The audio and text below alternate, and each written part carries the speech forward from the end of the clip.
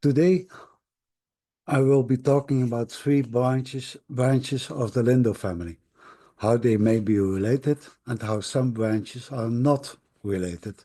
The three branches originate respectively in London, in Antwerp, and in the Canary Islands. First, I will discuss the London branch that starts with Isaac Lindo.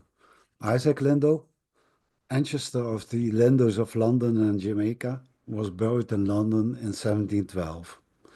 But when did he first set foot in London?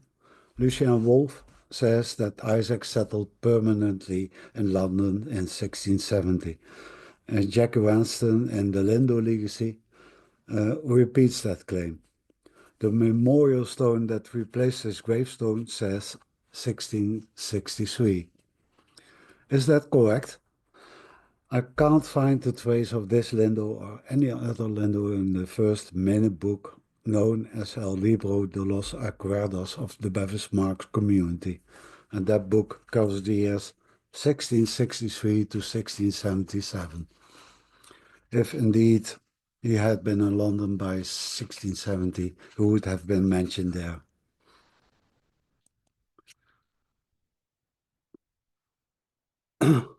So I turned to the annual account books of Bevis Marks. They are online with the National Library of Israel. They digitized a lot of account books, annual account books, and minute books.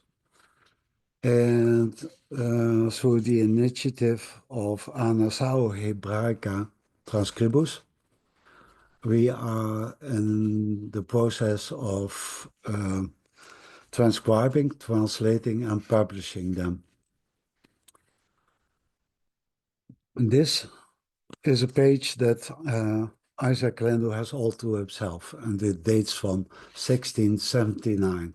And that is the first time I find them mentioned in the Bevis Marks archives. It says, Isha Lindo, no Sabbat, de por de Pesach, 3 Iyar por Asauda de Serra, 18th of Iyar por Escava de Navarro, and 3 Elul por Sefre, por Vega e Abensur, and he pays in total 3 shillings. Pesach of that year was on the 15th of March. The first Sunday after that was on the 18th of March, and the 3rd of Iyar, when he first makes a payment, is on the 8th of April in 1679. From this, it is safe to assume that Isaac started to pay promesas in London between 18 March and 8 April 1679. It is also safe to say that he hasn't been in London before that. There's a list of people betrayed to the Inquisition in Portugal of 1676. That's 3 years before this, and there's no Isaac Lindo on them. Well, it could be that that list was not complete, but chances are that he indeed wasn't in London before 1679. In 1694, you find a trace of Isaac Lindo himself, his signature. And this is the only signature that I ever saw. And it could be that we might need it if we compare it to signatures that can be found in the future.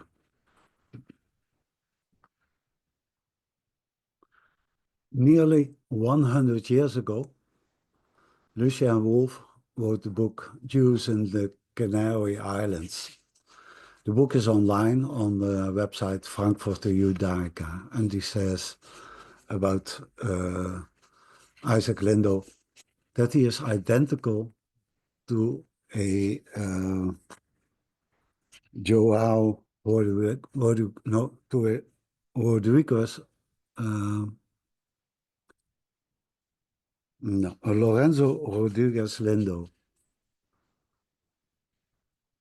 Oh, sorry. Lucien Wolf has no footnote that accompanies this statement about the identity of these two people. Um, so from the beginning, when I first read that, I was suspicious of this. And indeed, uh, this year, Juan Bello Ozio, Facebook friend of mine, found the grave of Lorenzo Rodriguez Lindo in the Canary Islands, and it's on the right. The on the left, there's a memorial stone that replaced the gravestone of Isaac Lindo in 1923, and it reads, "Here lies buried Don Isaac Lindo, son of Joao Rodriguez Lindo, gentleman of Campo Mayor in Spain, who, being driven from his native land because of his faith, founded about the year 1663 a new home in this congregation of London, where he became a leader of the synagogue." And the original tombstone having decayed, this memorial was placed in 1923 by his direct descendant, Moses Albert Norsa Lindo. A few remarks about that. There's no way to know what was on the original stone since it had already decayed in 1923. Indeed, the story contains a few elements that I have not seen in any archival source. I've never seen the title Don in relation to Isaac Lindo. There are archives that begin in 1663, as we saw above, but Isaac Lindo is mentioned for the first time in the spring of 1679. If Isaac Lindo became a leader of the community, the records do not show it. The first time a Lindo became a Parnas, member of the Mahamat, was in 1772. And his name was Elio Lindo. That's almost a century after Isaac Lindo came to England. The gravestone on the right reads Esta capilla y entierros es Capitán Don Lorenzo Rodriguez Lindo, que falleció y se enterró en uh, 25 July 1706, and his wife Perpetua Lopez Rosa, who died on 9th of July 1674. If Isaac Lindo was identical to Don Lorenzo, how come there are two gravestones that give two different dates? So on the basis of this alone, I must reject the identification of Isaac Lindo with Lorenzo. In the middle is a photo of the chapel where the stone lies just beneath the flowers. Of course, this is a Catholic chapel, and apparently Lorenzo Rodriguez Lenzo, who was accused by the Inquisition in the 1650s of being a Judaizer, went on to live as a good Catholic in Tenerife. What more do we know of Isaac Lindo? A census of London of 1695 mentions Isaac Lindo, his wife is Leah, and Judith, Rachel, and Constance are his daughters. He also had two sons who already left the family to live on their own. Isaac Lindo was a broker, the first of the famous family of brokers, and he was admitted in 1681, so 2 years after he came into the city. And further on, we see the name of Alexander Lindo, who became a broker in July 1683. And uh,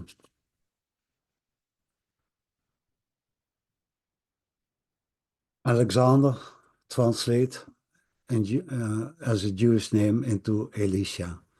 And he set annual counts of Bevis marks. Indeed, give an Isaac Lindo and, and the year that he became a broker. And he also mentions his son Elisha.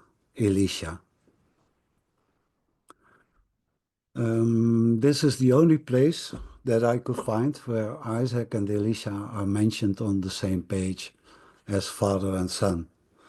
But I assume that this means that he did have a son, Elisha, and we shall hear more about that son later on.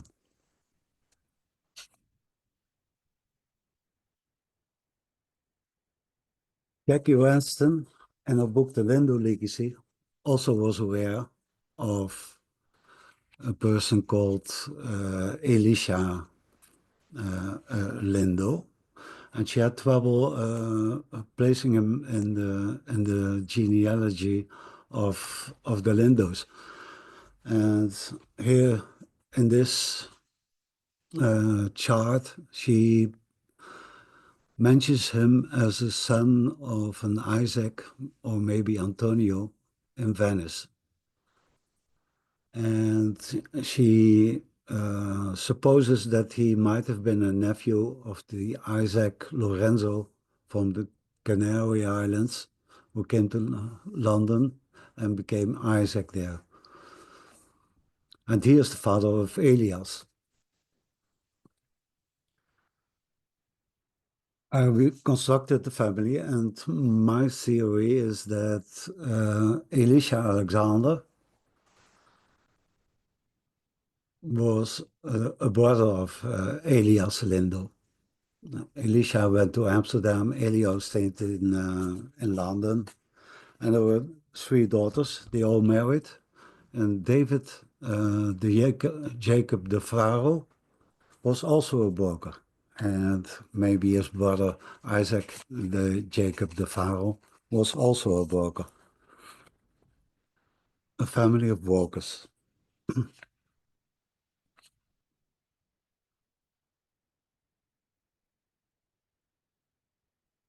So a little bit about the names Elisha and Elijah or Elias.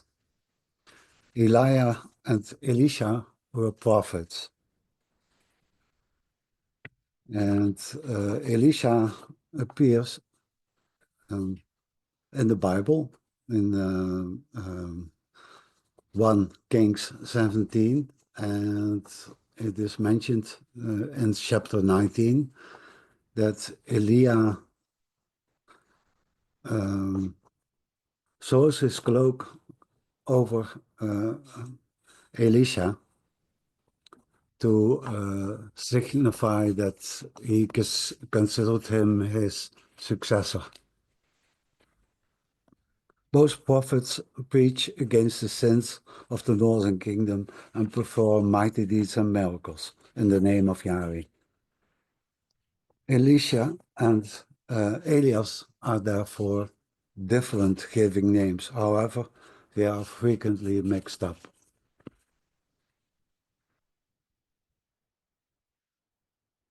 Alexander Lindo shows up in Amsterdam 1686. Something happened, but we don't know what.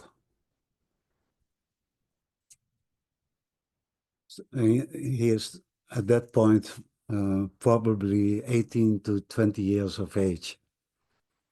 And he takes out a loan of 200 guilders and promises to pay it back within half a year. So Alexander left London and did not go back until after the death of his father. And the father, Ishak Lindo, gave in that same year, 1668, uh, a gift to the synagogue uh, for the Saude of Benjamin Nunes a Seville, and further on, oh, sorry,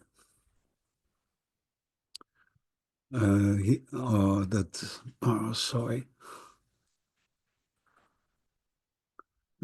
He also says Saude por Seville, and below that he says por Saude de Seville Elisha. I'm sorry that it's this disappeared beneath the line. Again, he mentions his son Elisha.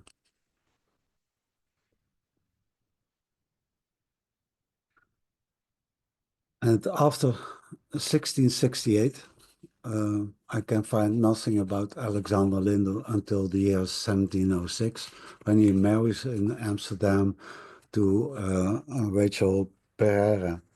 Alexander Lindo from Venice, 40 years old. He lives near the synagogue.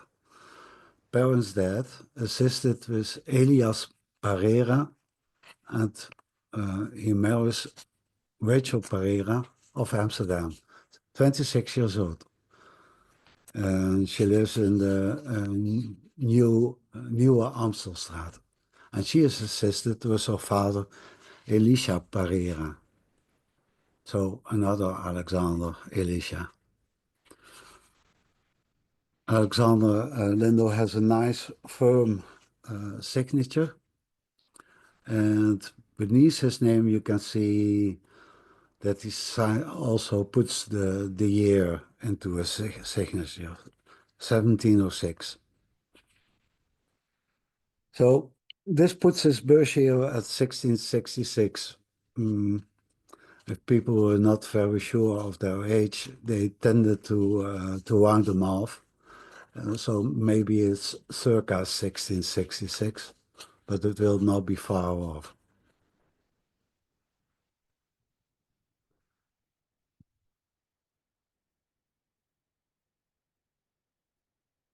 Here is a page with two other sources for his marriage. The city archives of Amsterdam have extraordinary holdings. In Amsterdam, you may find one or often two and sometimes three sources for a single marriage: a prenuptial agreement before a notary, a marriage ban, and or a ketubah. The ketubah is on the left. I enlarged the signature below. And to the right is the beginning of his prenuptial agreement, and below that, the signatures.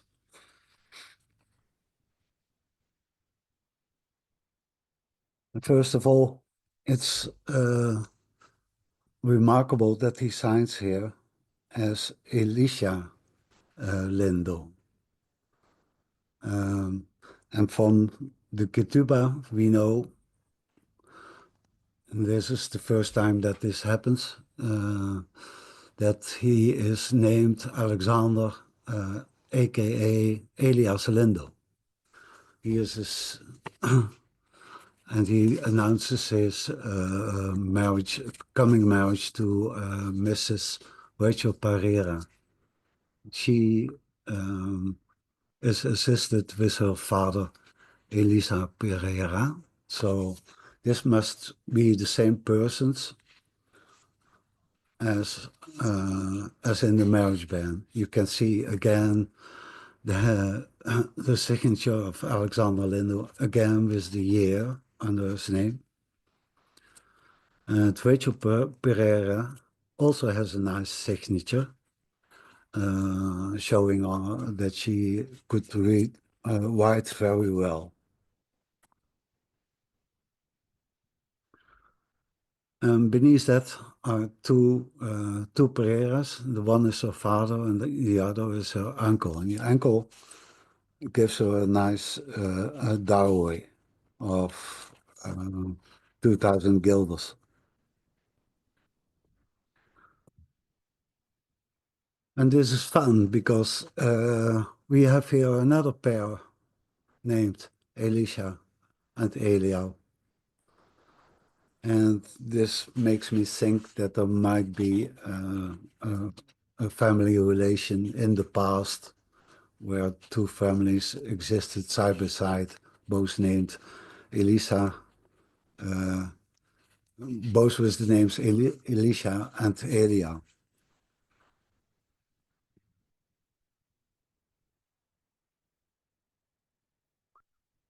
The father of Rachel Pereira was a caretaker at Ouderkerk, a guardian.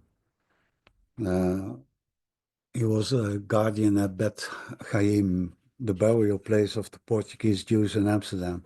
This was a year after the marriage of his daughter. His appointment by decision of the Mahamat has as condition that he has to live with his family on the grounds of Bet Chaim. And there we have a picture of Bet Chaim.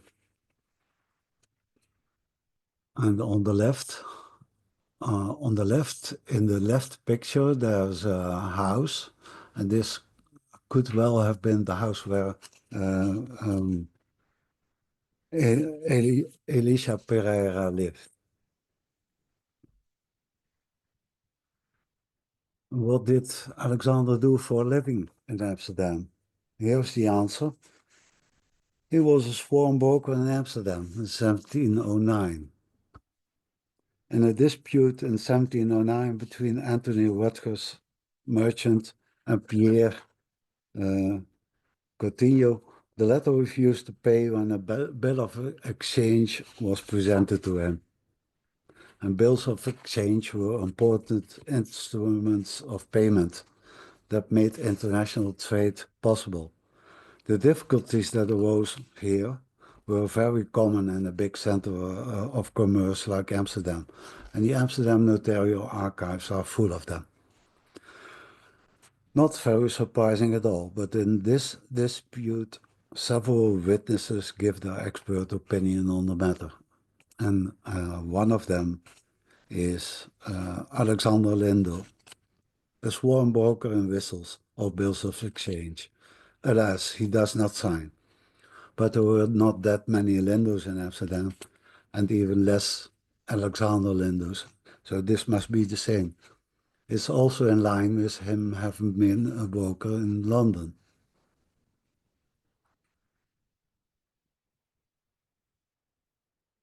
Two of Elisa's sons were circumcised in Amsterdam. Ishak in 1709 and David in 1715. David is a son that is rather unknown in the genealogy of the Lindos.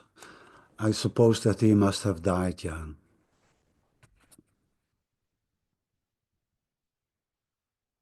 This document comes from the Orphan Chamber of Amsterdam. It's about the nomination of Rachel Lindo Pereira as the custodian of her minor children, some years after the death of the father. 4 September 1732, the governors of the Orphan Chamber appoint as guardian of Ishak, 24, Leah, 23, Esther, 20, Abraham, 15, Judica, 12, and Rebecca, 11 years old. Children of minor age of Alexander Lindo. The custodian is Rachel Lindo Pereira, mother of the children. She is given the right to administer the goods and finances on behalf of the children. The orphan chamber expects an account of her guardianship. So this means that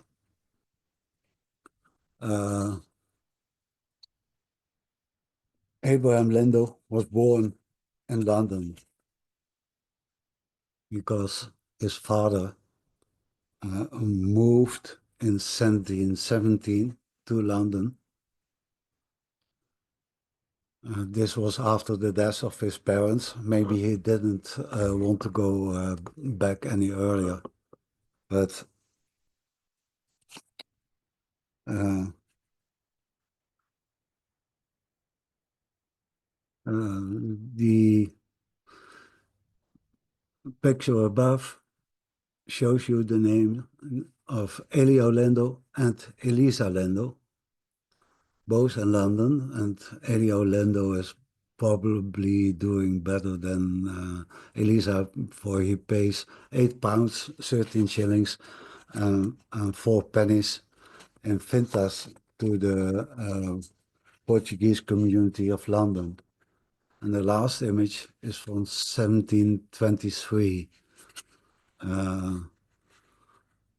It also shows Elio Lindo and Elisha Lindo, and there's still a big difference in what you pay in Finta. From these Finta lists, I went to the annual accounts, and from these annual accounts, I can see that Elisha Lindo lived in London from 1716 to 1725. Um, this fact has not been known before. I always assumed that Elisha lived in Amsterdam all of the time. So there's this is evidence of Elisha going back to the place of his youth.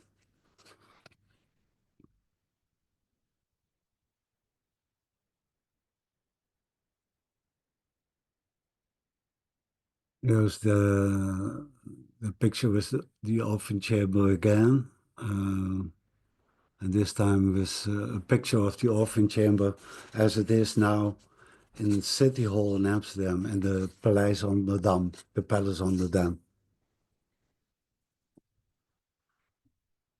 The son, Abraham Lendo, he was born in 1717, and here he is mentioned in the annual accounts of no, in the student lists of Etzchaim, and he receives 8 guilders for his living. But this is the only time he is mentioned there. So he didn't make it as a rabbi or chazan or something else.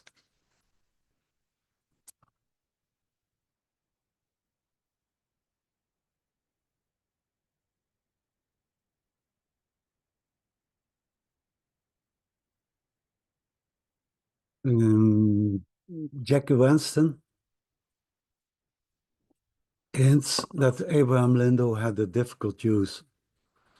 The fact that he didn't stay long as a pupil of Etzchaim points to that, and this declaration also. On this day, the 25th of August, 1735, appeared before me Jan Barrels, notary public, admitted by the Court of Holland and residing in Amsterdam, Abraham da Silva and Moses Abrabano Jr. And they declare, at the request of Samuel Salom, a diamond cutter, that they were well aware that Abraham Lindo, who also works in the shop of Salomon Salom, during the 3 years he was apprenticed by his mother, Rachel Linda Pereira, has frequently absented himself from the shop for several working days and sometimes entire weeks. And then during the time, apparently 1.5 years ago, according to the best recollection of the witnesses, he was absent for 4 to 5 consecutive weeks without coming to the shop or attending to his work. And this is the last time that Abraham Lindo is recorded in Amsterdam. No, that he was present in Amsterdam, for there are some records that mention him. In his last will of 1768, David Pereira, brother of Rachel Pereira, wife of Alexander Lindo, leaves 1,000 guilders to Abraham Lindo, the son of Alexander. And Jackie Ransom mentions this last will in her book on page 21. A year later, David Pereira had died, and Elisha, son of David Pereira, who had been appointed executioner of the last will, and had made the payments of all the legacies mentioned in that will. Again, a notarial deed was drawn up before the same notary, Daniel van den Brink, and all the inheritors declare that they had received their portion. I post here an image of all the signatures under this deed, and we see here the signatures of Isaac Lindo, brother of Abraham, and 3 of his 4 sisters. We do not see the signatures of the other sister, nor the one of the brother Abraham. And this may have been the reason that Jackie Ransom wrote, the name of Abraham Lindo was struck out with no reason being given for this action. We know, however, that Abraham Lindo probably wasn't in Amsterdam, but most likely in Jamaica at the time, and therefore unable to sign himself. What we do see is that Isaac Lindo signed twice. Let's see, Isaac Lindo here and Isaac Lindo here. So why is that? The deed itself gives the answer. It mentions Isaac Lindo as representing him, Leah Lindo, wife of Moses Pessoa, and Abraham. And of course, he also represented himself, and that's why he signed twice, once for himself, once for his brother and sister. He must have been in contact with his brother Abraham, and he must have found a way to get the money to Jamaica.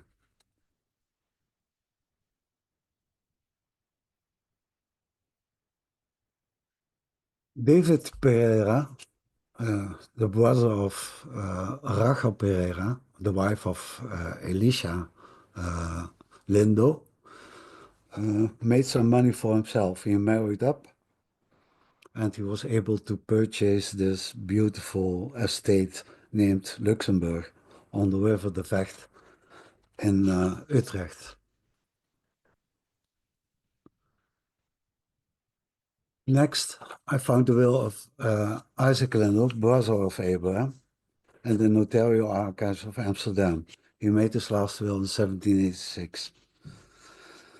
He left everything to his brothers, sisters, nephews, nieces, because he had no offspring himself and he wasn't married at all. One of the beneficiaries, Abraham Lindo, the one who lived at that time in Jamaica. He was to receive an annual sum of 400 guilders per year, to be paid in installments of 200 guilders every 6 months. As late as 1786, Isaac Lindo had not forgotten his junior brother. The National Archives of the UK also have his will translated into English. It's downloadable.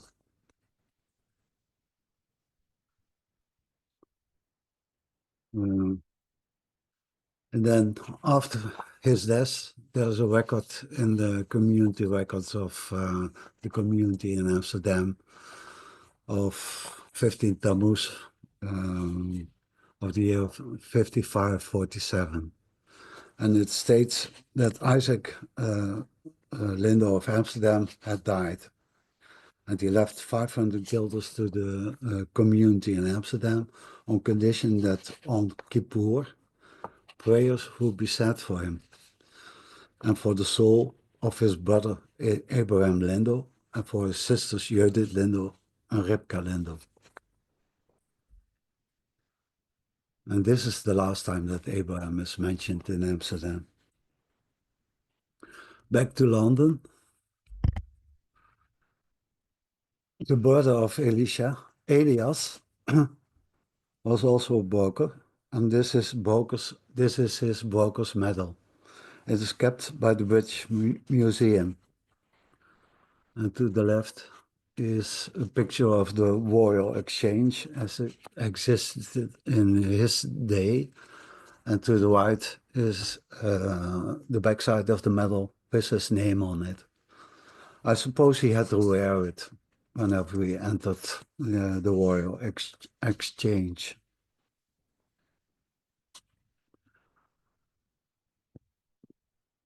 We have his last will. It's also on the website of the National Archives of the UK, and it's downloadable there. But that last will is a copy of the original.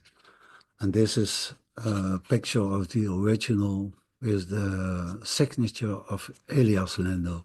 It's also a nice firm signature. And next to it is his seal. Now that seal is 300 years old, and it's not very very well kept. What I see in the central field is very vague, a tree, and next to that is a standing lion. You have to use a little bit of fantasy to see that. The last will itself shows that Elias Lindo had become a wealthy man, for he was able to leave the community of London a sum of 2,250 British pounds.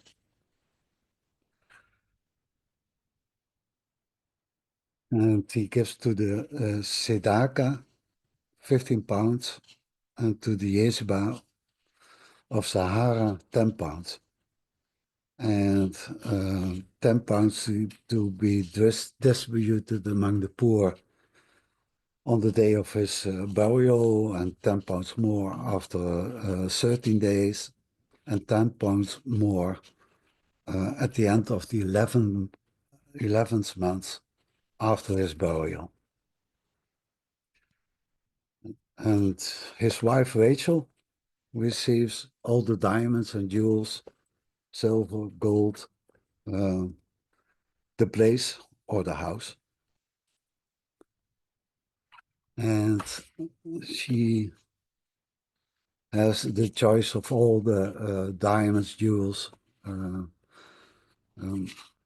that are in the house. She also gets the interest of a capital of £1,000 per, and she gets that interest every year. And she also gets a sum of £500 annually. And the rest of his money and estate he leaves to his sons Isaac, David, Benjamin, and Moses, and to his daughters Leah, Sarah, Esther, Hannah, and Judith. And they all get equal shares, except for the eldest son. He will get 2 full shares in the estate. So he gets twice as much as the other children. And the executors shall be his wife, Rachel, and his friends.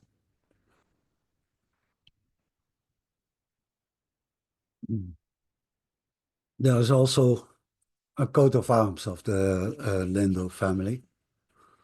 And if you compare it to the seal, you can see that the central field has the same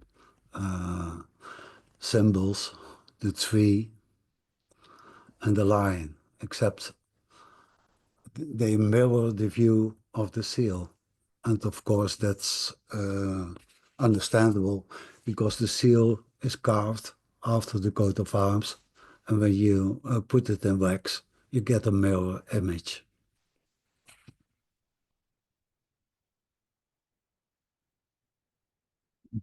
One of the sons of Elias is David Lindo, and he goes to Bordeaux in the year 1730. And on the way there, he makes a stop in Amsterdam. And that's where I find the signature under a notarial deed. He became one of the more well-known and influential merchants of Bordeaux. He traded in wines and colonial products. And for some reason, his business archives survive in the archives of the municipality of Bordeaux. And it's quite large, but it only covers the years 1730, no, 1725 to, no, it covers the years 1730 to 1741. That's here. But David did not die before the year 1768, so a lot of his business archives must have been lost.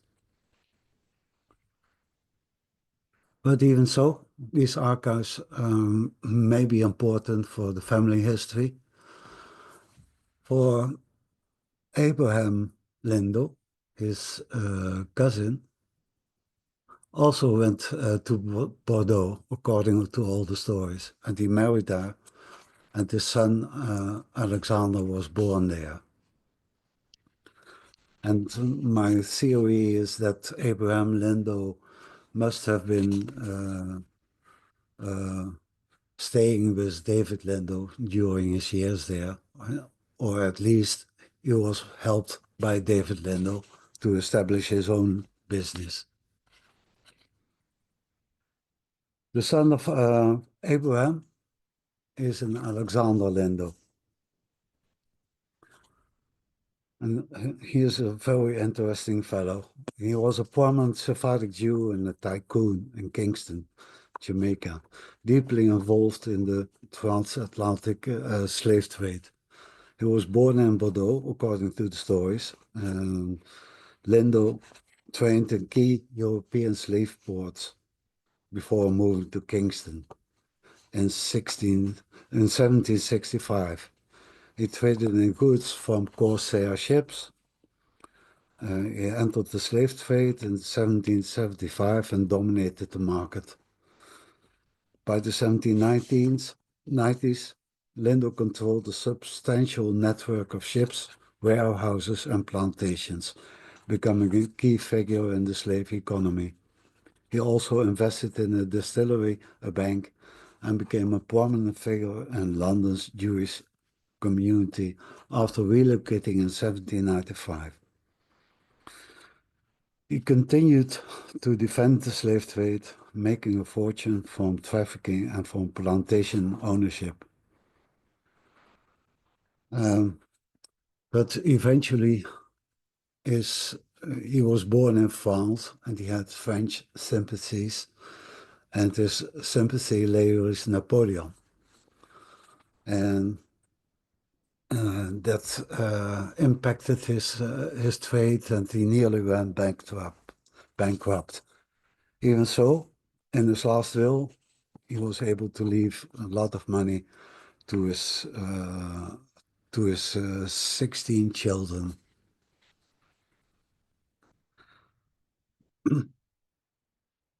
And he was also able to give 100 English pounds each to the Portuguese Jewish synagogue in Kingston, the one in London, and to the German Jewish synagogue, probably the one in London.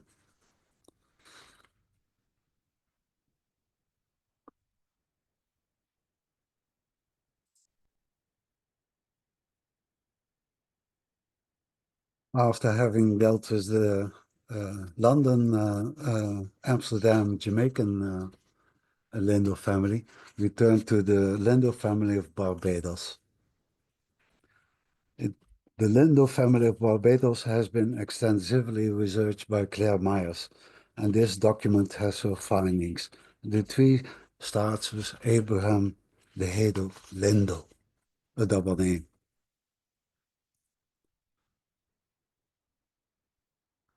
And this Abraham de Hedel married in Amsterdam in 1694. Uh, his witness is his mother, Esther Lindo. And he marries Esther Nunez Castello, a daughter of Jacob Nunez Castello. So this proves to me that he was named Hedo de Lindo after his mother.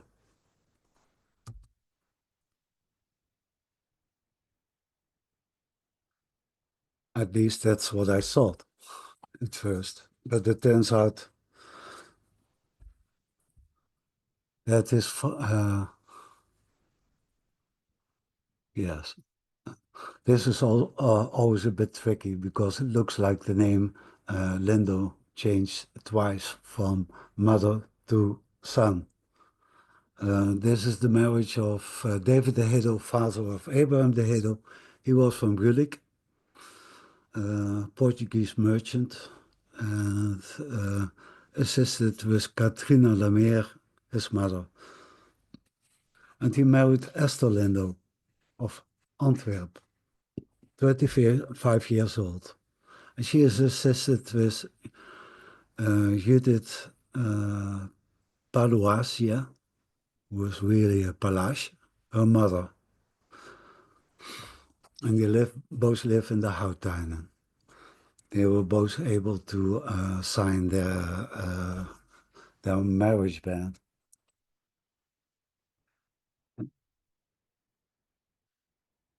Next, we got to Judith Lindo, and she married David Palash. He is from Ves, 41 years old, and he was an agent of the King of Morocco. And he marries Judith Lindo of Antwerp, widow of Wilhelmus Jans Bonaert. Both signed their marriage band. And then uh,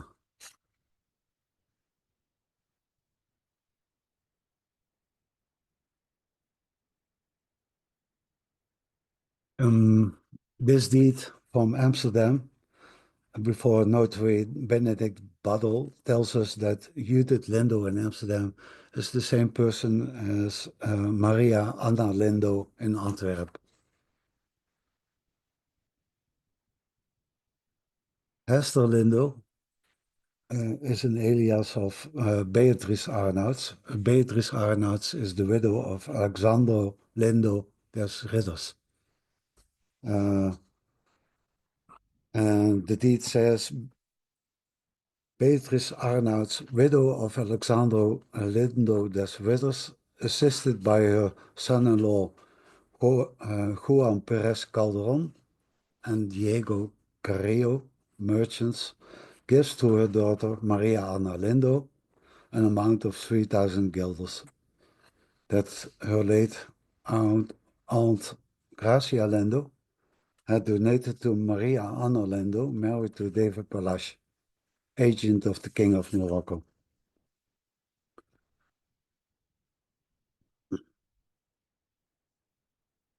All this can be explained from this chart that begins with Geronimo Lindo, married to Maria Bernaldez. That couple lived in Antwerp in the latter half of the 16th century, and they belonged to the Portuguese nation of Antwerp.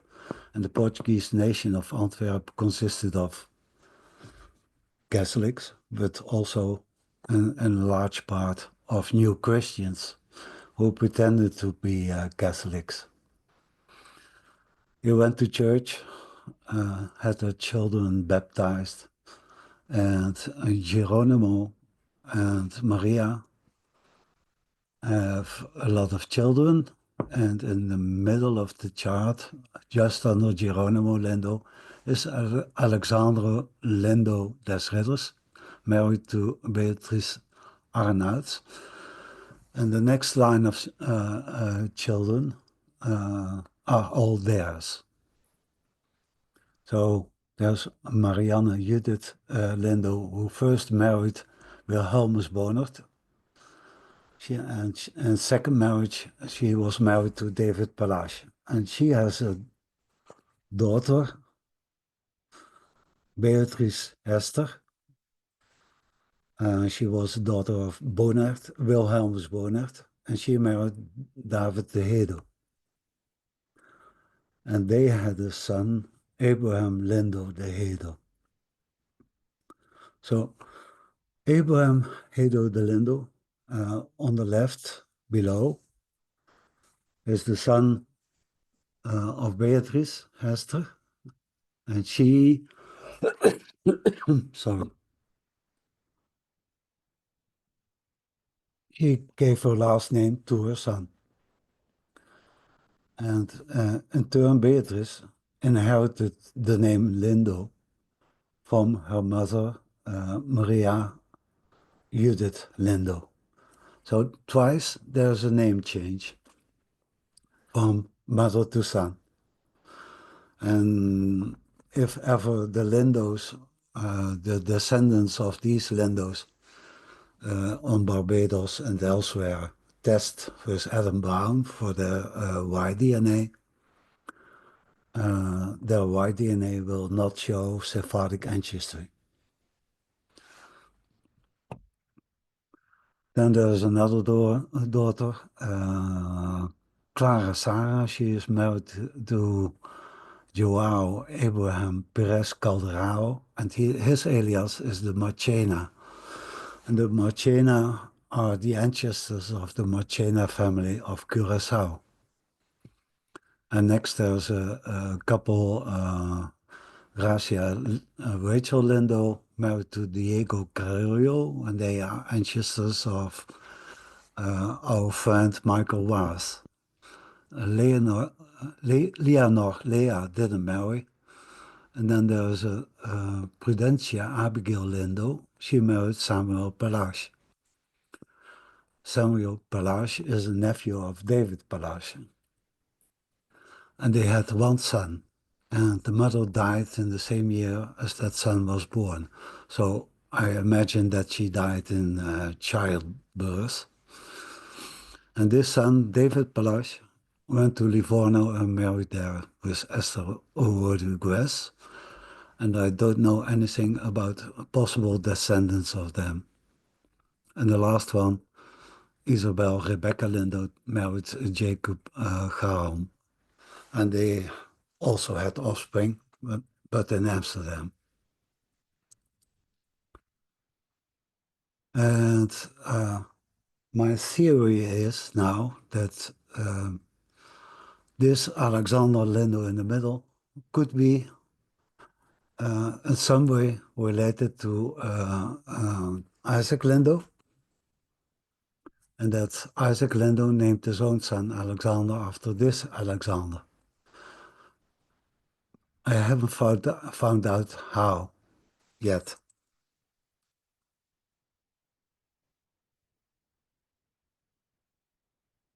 And lastly, this is the tree of the third Lindo family, and this was made by Juan Bello Ocio. He made this tree in the pursuit of Spanish citizenship, and this was done before he found the photograph of the grave of Lorenzo Rodriguez Lindo. Hence, he is still confused with Isaac Lindo here. Uh,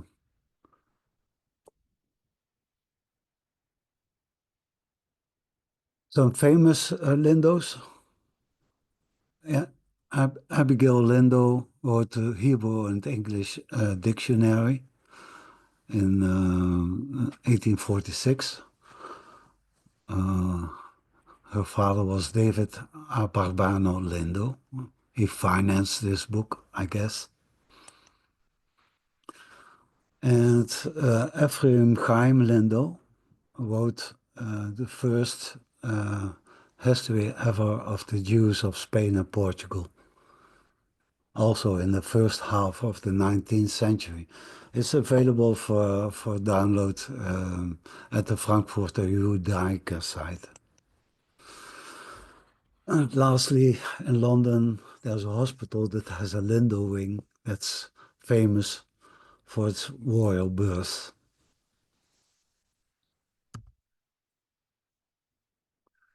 My conclusions, there are three Lindo families. We can't connect them so far.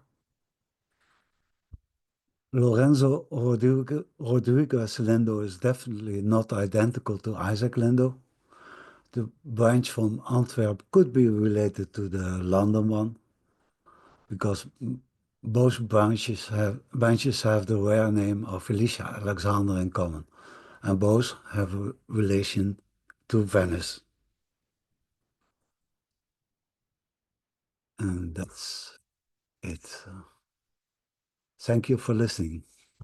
Thank you. That was absolutely brilliant, and it's awesome. It's awesome how much information there is. I mean, I'm sure most of us can't gather it as assiduously as you have, but just the amount of data that we have access to already is incredible. Something I noticed is that. We expect Sephardic Jews of that period to be marrying other Sephardic Jews, but Judith Lindo was married to Wilhelmus Bonart, who doesn't sound terribly Sephardic. Alexandre Lindo was married to Beatrice Arnouds, and also the Haudo family. Is that a Sephardic name? I mean, what's going Yes, on? yes, it is. The Lindow family of Antwerp um, lived there until about 1635, and then they moved uh, as a family uh, to Amsterdam. That is, Beatrice Arnouds, who was a widow by that time, and her six daughters all moved to Amsterdam. And in Amsterdam, they uh, returned to the Jewish fold, and they married uh, Jewish husbands, or if they were already married, the husbands also returned to the Jewish fold, like that Calderaro de Marchena and the other one, Carillo. Um, and there's a funny story uh, of an aunt, Aunt Grace, Gracia, who was a Pimentel, Abenjaker Pimentel, and she made her last will in Antwerp. And she left money to the Lindos, but also to her Abenjaker Pimentel family, on the strict condition that her family members must all live in the lands that were not controlled by uh, Protestants. And the other condition was that they had to stay Catholic. Okay. So, uh, uh, and here, yeah, all these Abenjaker Pimentels, they left for Holland and became Catholic. And only one of them pretended that he was still Catholic in Hamburg. He received all the money, and then he distributed that money under his brothers and sisters. So they all got a share against the wishes of their aunt. Yeah. It's just families. You were saying at the very beginning about one of the gravestones being erased and then um, rewritten, probably inaccurately. And I just want to throw out to remind people that there was somebody around 1900, a Christian man whose archives are in the University of Southampton, who went around cemeteries in London, including Jewish ones, transcribing what he read there, not the Hebrew, but certainly the Portuguese. And I know that there's a copy on a microfilm at the Society of Genealogists in London. They wouldn't let me copy it, but it might be that one of those is a Lindo. So perhaps at some point we can go and That will be great. check. Actually, I think next year people from the University of Southampton will be talking to the Jewish Genealogical Society of Great Britain, so we can ask. We have a question here from Susan. Does anyone know where I could find burial records for the Jamaica Lindos? I'm specifically looking for the purchase and origin of the elaborate tombstones. I doubt the grave markers were either made or purchased locally. There's the book, The Jews of Jamaica, by someone called Barnett and someone else. And that book appeared 1990 or 1992 or something like that. And there are a lot of inscriptions of gravestones that are rendered in that book. So I can look up all the Lindos there. And also, it's worth mentioning there's the Jamaican Jewish Cemeteries Preservation Fund, who may have some suggestions. I can put their link into the chat. Um, Esther Lindo was the mother of artist Isaac Abraham Belisario. Yes, and Esther was, I believe, one of the daughters of this Elias Lindo broker in London, but I'm not entirely sure. Yeah. It Um, was a generation later. does anyone have any questions or earlier comments? Um, uh, yes, thank you, Catherine. The person I was thinking of was Collier Ferguson. And there's a Collier Ferguson archive at the University of Southampton. Thank you. Throughout the meeting, I was trying to find that, and that's a book I think we should, or a record we should have a look at. And presumably more information will come out on this family as more and more is digitized. Raymond asked whether you've looked at the Lindo family's Wikipedia entry. I suppose you probably need to take a hot Yeah, pill for of this. course. Um, Yeah. Well, it has all kinds of mistakes. Surely not on Wikipedia. Ali comments that the lion rampant on Elias's seal is reserved for the kings of Scotland, but that's probably just in Scotland. And actually, as we know, in the Netherlands, most of the coats of arms used by Sephardic Jews seem to have been sort of copied from other people. Ali also says that Alessandro was a factor or wholesaler of enslaved Yeah. people. Is that the main source? Presumably, that was the main source of that branch's Well, money. he diversified. Uh, he also bought a distillery, and in London he became a banker. So it was not only slave trade, but I assume that was the source of his wealth to begin with. Yeah. Thank you. Does anybody else have any observations? James says, Tom, you said infamous. Is that a reference to slave trading? I think now answered, yeah, presumably.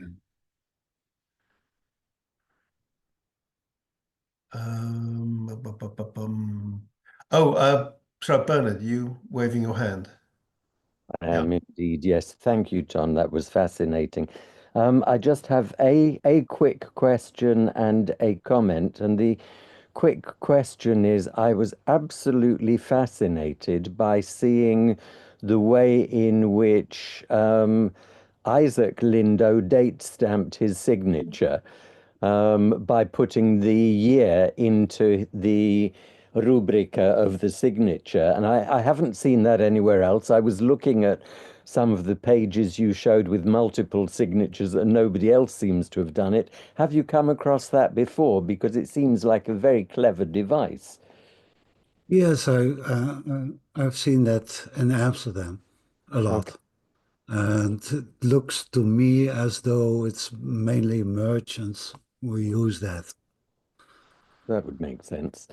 And the other thing is that the David Lindo who appears to have disappeared, I've found a David Lindo who died later in Bath, which would tie up with the slave trade and sugar, because that was a very important location for people who were making their ill-gotten gains out of slaving and sugar trading. I wondered if that could be him.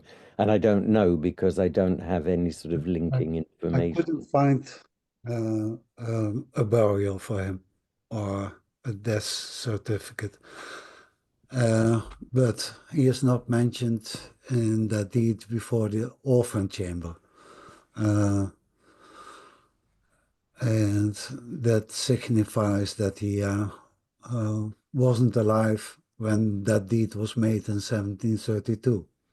Ah, So if you found the David after that date, it's probably not the same. okay, thanks. I was surprised myself by something on that memorial stone where it says Campo Mayor as the place of origin of that Lindo. And this morning I looked again at the Inquisition archives of Portugal, and I found João Rodrigues Lindo from Campo Mayor. But it was a totally different João Rodrigues Lindo. So I guess uh, that was a mistake.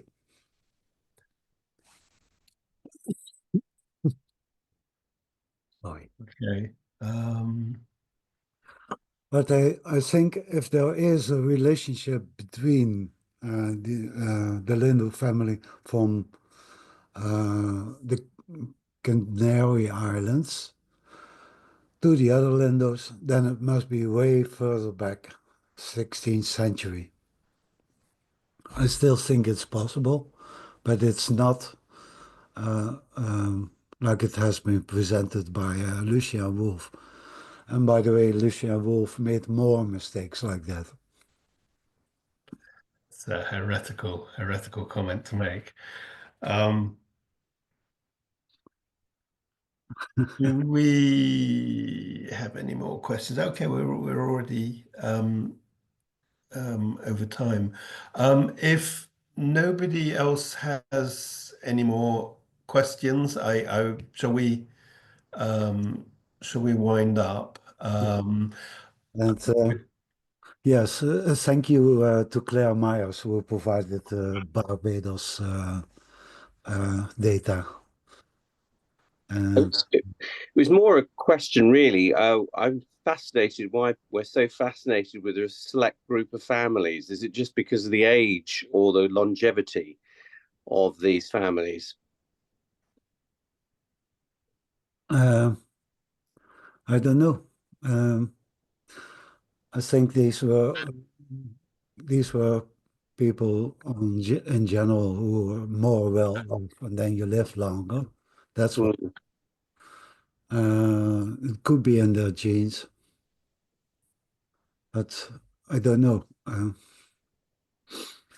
And also, they may have had a lot of kids who died young. So, like this Elisha Lindo, he had Mm. this David who probably died young, but there's also a son of his buried in Bethlehem in Amsterdam Mm. shortly after his marriage. So not all of them lived to a long ripe age. I would just like to say how incredibly grateful I am to Ton and let everyone know, because you certainly added about 5 generations onto my family for me, which I would never have discovered. So thank you. It's nice You're to be able to welcome. share that with everyone. Thank you very much. I'll pass it on to the family, all of you. Thank you. Thank you. I don't really have a question, but I do have a comment, and that is that I actually have a DNA cousin who is a Lindo, but he's British African Caribbean. He's not Jewish. He's just his paternal line is Sephardic all the way going back to Jamaica. I believe that he is a descendant of Alexander Lindo that you mentioned.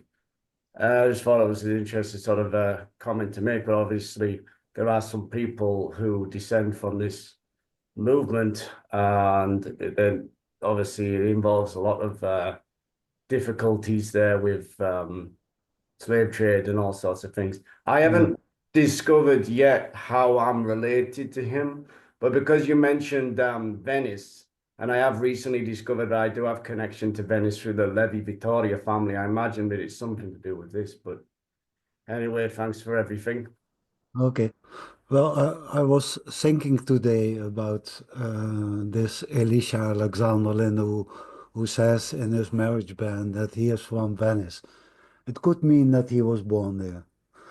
But I also noticed that there's no record of him between 1686 and 1706. What if he was in Venice during that time? Then he would also have been able to say in his marriage band, I'm from Venice. Yeah. Then he is not born there. So we have to find more information. But it would be nice if your cousin would sign up as the Avo Dino project of Adam Oh Brown. yeah, because his Y-DNA will be exactly, actually, his surname is Lindo, and I've seen that his family tree goes all the way back to the people you've just been talking about in tonight's talk. So yeah, I'll see if I can contact him if he responds. Yeah.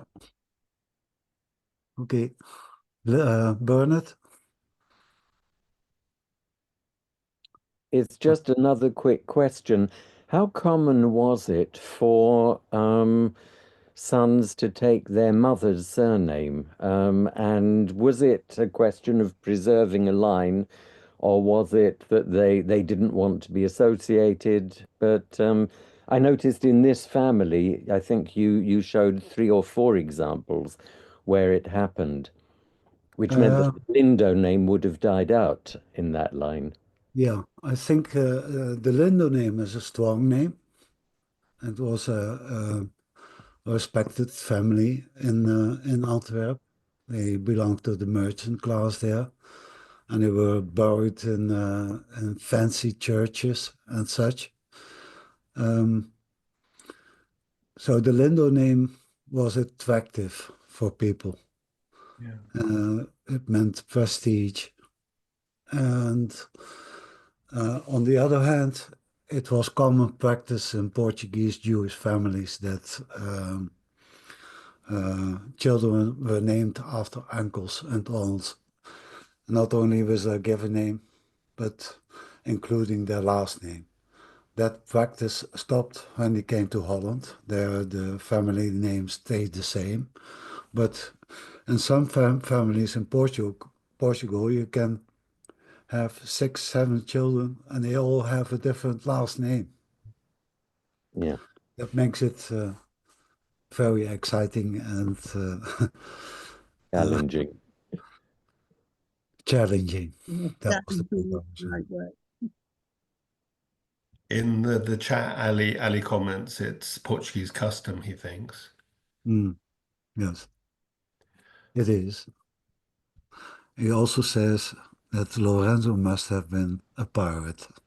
Oh dear, no. Skull and bones.